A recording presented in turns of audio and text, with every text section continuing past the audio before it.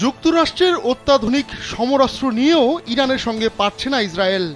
পরম বন্ধুর এমন নাজেহাল অবস্থা দেখে অস্থির হয়ে উঠেছেন মার্কিন প্রেসিডেন্ট ডোনাল্ড ট্রাম্প। আর তাই ইরানকে শায়েস্তা করতে এবার রণতরী পাঠাচ্ছেন তিনি। অথচ কয়েকদিন ধরেই যুক্তরাষ্ট্র বলছে ইরান ইসরায়েল সংঘাতে জড়াতে চায় না ওয়াশিংটন।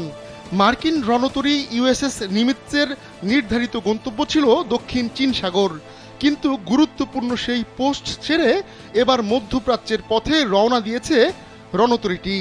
আন্তর্জাতিক জাহাজ ট্র্যাকিং সংস্থা মেরিন ট্রাফিকের বরাতে এমন প্রতিবেদন প্রকাশ করেছে বার্তা সংস্থা রয়টার্স।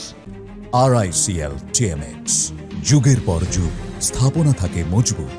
ইসরায়েলকে বাঁচাতে এরই মধ্যে আরেকটি যুদ্ধজাহাজ ইউএসএস থমাস হার্ডনার পশ্চিম ভূমধ্যসাগর থেকে পূর্ব ভূমধ্যসাগরে যাত্রা শুরু করেছে। সর্বাধুনিক এই যুদ্ধজাহাজ ব্যালিস্টিক ক্ষেপণাস্ত্র ধ্বংস করতে সক্ষম। ইসরায়েলে ইরান যে হামলা চালাচ্ছে তাতে তেল আবিবের মাথা ব্যথার সবচেয়ে বড় কারণ হয়ে দাঁড়িয়েছে ব্যালিস্টিক মিসাইল।